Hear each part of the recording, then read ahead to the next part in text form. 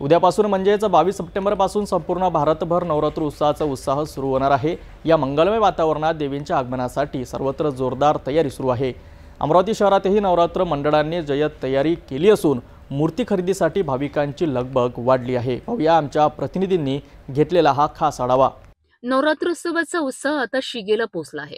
अवघ्या 24 तासांवर उत्सव आला असताना अमरावती शहरातही उत्साहाचं वातावरण दिसून येत आहे। शहरातील सर्व सार्वजनिक नवरात्र उत्सव मंडळांनी आपल्या मंडपांना अंतिम स्वरूप दिले आहे। यावर्षी देवीच्या मूर्तींची खरेदी करण्याकरिता मोठी गर्दी पाहायला मिळत आहे। अमरावती शहरातील सराफा बाजार परिसरात बालाजी मंदिर परिसरामध्ये देवीच्या मूर्तींची मोठी बाजारपेठ भरली आहे। येथील मूर्ती विविध प्रकारच्या वेशभूषा आणि रूपांमध्ये तयार करण्यात आल्या आहेत। काही मूर्ती पारंपरिक साडीत आहेत तर काही आधुनिक पेहरावात। या मूर्तींच्या सौंदर्याने भाविकांना आकर्षित केले आहे। केवळ अमरावती शहरातूनच नव्हे तर आसपासच्या ग्रामीण भागातूनही मोठ्या प्रमाणात भाविक आपल्या आईंची मूर्ती खरेदी करण्यासाठी शहरात दाखल झाले आहेत। लहान गाड्यांवरनं या रिक्षांमधनं मूर्ती घेऊन जाताना अनेक भाविक दिसत आहेत। मूर्ती बनवणारे कारागिरही दिवस रात्र काम करत असून मूर्तींना अंतिम स्पर्श देण्याची त्यांची लगबग सुरू आहे। सिटी न्यूजच्या प्रतिनिधींनी या मूर्तींच्या बाजारपेठेचा आढावा घेतला, जिथे प्रत्येक चेहऱ्यावर देवीच्या आगमनाचा आनंद स्पष्ट दिसत होता।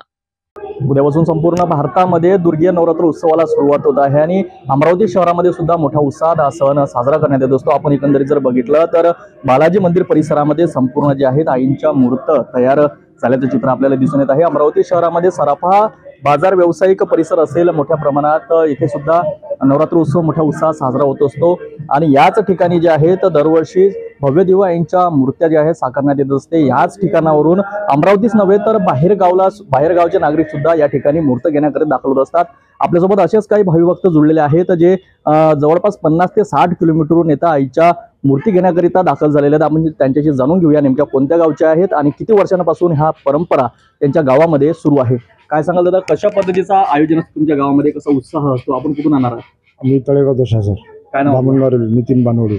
कशा पद्धतीचा उत्साह असतो आपल्या गावामध्ये नवरात्र उत्सव? कशा पद्धतीने? एकदम चांगला असते, सर्व लोक उत्साह असते। किती वर्षापासून आपण इथे? आम्हाला 51 वर्ष झाले। या ठिकाणी आपण मूर्ती घेण्याकरिता किती झाले? 22 वर्ष।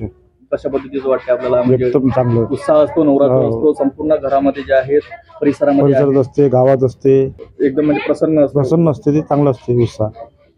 नक्कीच संपूर्ण भारतामध्ये जे आहे नवरात्र उत्सव हा मोठ्या थाटामाटात साजरा होत असतो। आपण एकंदरीत जर बघितलं आईच्या वेगवेगळ्या प्रकारच्या मूर्त्या आपल्याला पाहायला मिळेल, जे आहेत संपूर्ण अमरावती जिल्ह्यामध्ये या ठिकाणावरून आईच्या मूर्त ज्या आहेत नेण्यात येत असते। आपण एकंदरीत बघितलं जाता सध्या तयारी सुरू आहे आणि उद्या जे आहे घटस्थापना सकाळपासूनच सुरू होणार आहे। त्यामुळे मोठ्या प्रमाणात नागरिक या ठिकाणी आईंच्या मूर्त घेण्याकरिता दाखल होणार आहेत। उद्या सकाळपासून भाविकांची गर्दी संपूर्ण अमरावती शहरासह जिल्ह्यात होणार आहे आणि हा सण असा असतो की जो संपूर्ण भारत देशामध्ये साजरा करण्यात येत असतो। आता एकंदरीत जर बघितलं तर संपूर्ण या नवरात्र उत्सवाची तयारी पूर्ण झाल्याचं चित्र आपल्याला दिसून येत आहे। कॅमेरामॅन प्रदीप इंगोलेसह मी रोहित खळे, पाहत रहा सिटी न्यूज अमरावती।